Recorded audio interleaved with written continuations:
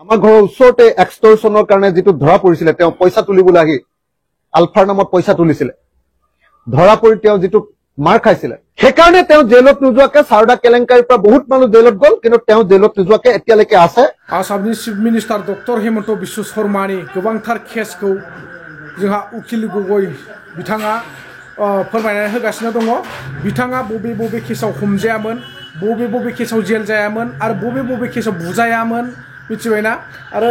जिथुनाखि आलफानि नाम लानानै बिथाङा फैसा खांहैदोंमोन ना बेयावबो हमनानै बुजादोंमोन नाथाय बेफोराव जिथुनाखि किसुमान सुबुंफ्रा जेलाव थांजोब्बाय नाथाय हेमन्त बिश्व शर्माया जेलाव थाङाखै मानोना बिथाङा थानानिफ्रायनो अर्थात पुलिसनि चार्जशिटखौनो खोमाजोबनो हादों बा केसनि लेखा पत्रखौनो खोमानानै होजोबनो हादों अर्थात गावनि केसखौ गावनो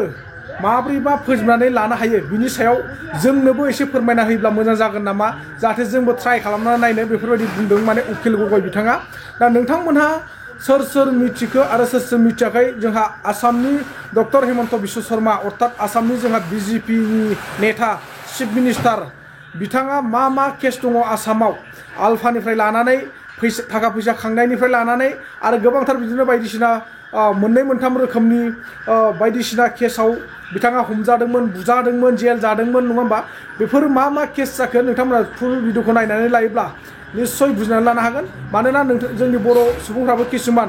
रायलायफिननो रोङाब्लाबोथ' एसामिसनिब्लाबो बुजियो असमियानिब्लाबो बुजियो नङा होमबा बा फरायनो रोङाब्लाबो जोङो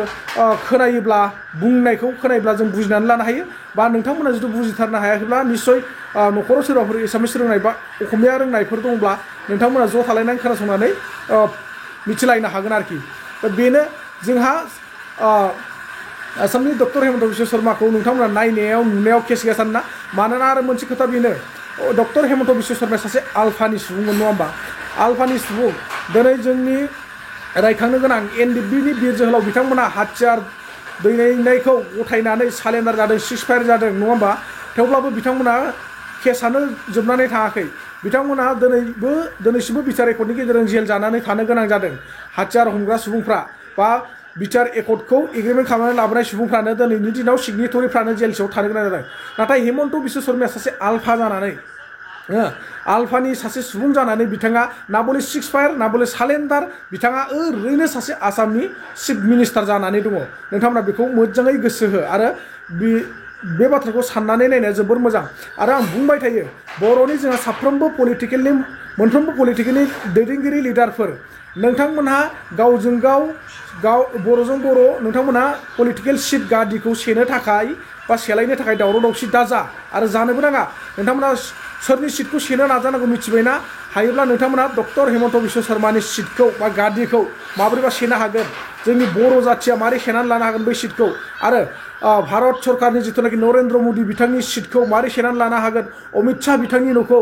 हम मिनिस्टार अमित शाह नङा होमबा बिथांनि सिटखौहाय जोंनि बर' सुबुंफ्रा माबोरै सेनानै लानो हागोन नै बिनि थाखायसो माथा मारिनांगौ बिनि थाखायसो सिन्था सरसा खालामनांगौ जोङो गावजों गाव बै CM बिबानखौ बा MCLA बिबानखौ बा डेपुटि चिफ बिबानखौ जों गावजों गाव सेलायलायनानै दावराव दावसि जाबाय थानो बा दाङाबाजि जाबाय थानो जेबो दरखार गैया बा उदिखार गैया दा लोगोफोर आं बारा गोलाव बुंलिया बे कन्टेन्टनि गेजेरजों आं बे रावखौबो सोफानाय जाबाय नोंथांमोना उकिल गगৈ बिथाङा मा बाथ्रा बुंखो डक्टर हेमन्त बिश्व शर्मानि सायाव मा केसनि खोथा फोरमायखो नोंथांमोना जोबजासिम नायना लादो आरो सोर मा बुजिनो हाखो जोबथारनायाव निश्चय कमेन्ट सेक्सनाव फोरमायहर आरो आंनि बुंनायाव माबाफोर गेना गोरोन्थि जादोंबा निश्चय निमाहा होगोन होननानै आं आसा खालामो मुख्यमन्त्रीয়ে কৈছে যে তদন্ত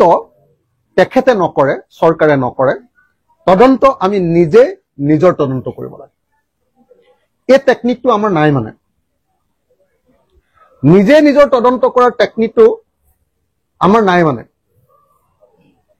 কেনেকৈ নিজে নিজৰ তদন্ত কৰিব লাগে সেই সম্পৰ্কে কোনো মেথডলজি আমি নাজানো মানে বোধহয় হিমন্ত বিশ্ব শৰ্মাই নিজে নিজৰ তদন্তৰ মেথডলজি জানে কাৰণ তেওঁ টাডা গোচৰৰ যিটো কেছ আছিলে আপোনালোকে সকলোৱে জানে যে আমাৰ ঘৰৰ ওচৰতে এক্সটৰশ্যনৰ কাৰণে যিটো ধৰা পৰিছিলে তেওঁ পইচা তুলিবলৈ আহি আলফাৰ নামত পইচা তুলিছিলে ধৰা পৰি তেওঁ যিটো মাৰ খাইছিলে সেইটো তেওঁ নিজে নিজৰ তদন্তটো কৰাৰ কাৰণেহে থানাৰ পৰা চাৰ্জশ্বিটখিনি নাইকিয়া হৈ গৈছিলে আৰু কোৰ্টৰ পৰা তেখেতৰ চাৰ্জশ্বিটখিনি নাইকিয়া হৈ কেছটোৱে লাপাত্তা হৈ গৈছিলে গতিকে নিজে নিজৰ কেনেকে তদন্ত কৰিব পাৰি সেই তদন্তৰ টেকনিকটো আমি নাজানো, হিমন্ত বিশ্ব শৰ্মাই জানে। আমাক হিমন্ত বিশ্ব শৰ্মাই যদি শিকাই দিয়ে আৰু সেইটো যদি নৈতিকতাৰ প্ৰশ্নৰ পৰা শুদ্ধ বুলি ভাবো, তেতিয়াহ'লে আমি সেইটো নিজে নিজৰ তদন্তটো কৰি চাব পাৰো। আৰু মুখ্যমন্ত্ৰীৰ ওপৰত যেতিয়া অভিযোগ উঠিছিলে যে উজান বজাৰত মানৱেন্দ্ৰ শৰ্মা ডাঙৰীয়াক হত্যা কৰিছে তেখেতে, সেইটো গোচৰত তেখেতে জেল খাইছিলে, আৰু সেই জেল খোৱা যিটো গোচৰ, সেই জেল খোৱা গোচৰটোত গোটেই আপোনাৰ চাৰ্জশ্বিট কোৰ্টৰ পৰা আৰু থানাৰ পৰা নাইকিয়া কৰি দিছিলে হিমন্ত বিশ্ব শৰ্মাই নিজে। অৰ্থাৎ তেখেতে নিজে নিজৰ গোচৰ তদন্ত কৰি গোচৰৰ কাগজ পত্ৰবিলাককে তেওঁ নাইকিয়া কৰি দিছিল।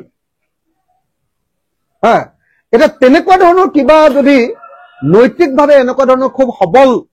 কিবা যদি পদ্ধতি তেখেতে আমাক দেখুৱাই দিব পাৰে, তেতিয়াহ'লে আমি তেনেকুৱা তদন্তটো কৰি চাব পাৰো, নিজে নিজৰ তদন্ত। আৰু এটা নিজে নিজৰ তদন্ত তেখেতক কৰা দেখিছো, সেইটো হ'ল তেখেতে কি কয় এইটো এই চিট ফাণ্ডটো সাৰদা কেলেংকাৰীত তেখেতৰ নামটো ওলোৱাৰ পাছত তেখেতে ৰাজসাক্ষী হৈ গ'ল। জানেনে ৰাজসাক্ষী মানে কি বস্তু? এইটো বৰ ভয়ংকৰ বস্তু। ৰাজসাক্ষী মানে হয় মই এই কেলেংকাৰীটোত জড়িত হয়, মই জানো, মোক আপোনালোকে জেলত নিদিব, মই কথাবিলাক কৈ দিম, চব কথাবিলাক সাক্ষী হৈ। এইটো হ'ল ৰাজসাক্ষী।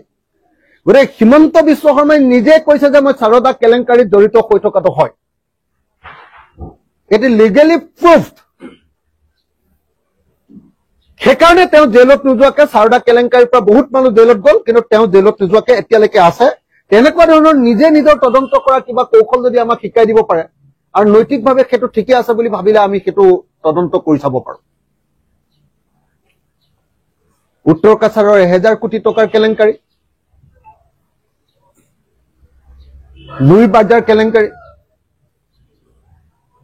এইবিলাক কেলেংকাৰীটো হিমন্ত বিশ্ব শৰ্মাই নিজে নিজৰ তদন্ত কৰি নিজকে যিধৰণে চাৰ্টিফিকেট দি আছে, সেই কৌশলটো আমি এতিয়ালৈকে আয়ত্ত কৰা নাই। সেই কৌশলটো আয়ত্ত কৰিবলৈ মনো নাই, ইমান ভাল নৈতিকতা আমাৰ নাইও। গতিকে অসমৰ মুখ্যমন্ত্ৰী ডাঙৰীয়াক আমি অনুৰোধ জনাইছো যে প্ৰভু, আপোনাৰ কথা এতিয়া অসমত শেষ কথা, আপোনাৰ কথা এতিয়া আইন অসমত। গতিকে আপুনি যিহেতু ৰজা, আমি সকলোবিলাক প্ৰজা, প্ৰভু আমাক নৈতিকতা কি বস্তু এবাৰ শিকাই দিয়ক। প্ৰভু আপুনি নিজে নিজক কেনেকে তদন্ত কৰিব পাৰে আপুনি এবাৰ শিকাই দিয়ক, কাৰণ আপুনি কোৱা কথাটোৱে এতিয়া ভগৱানৰ বেদবাক্য, ভগৱানৰ বাক্য, আৰু আপুনি কোৱা কথাটোৱে এতিয়া ৰজাৰ বাক্য। আমি প্ৰজাবিলাকে চবে মানিবলৈ বাধ্য,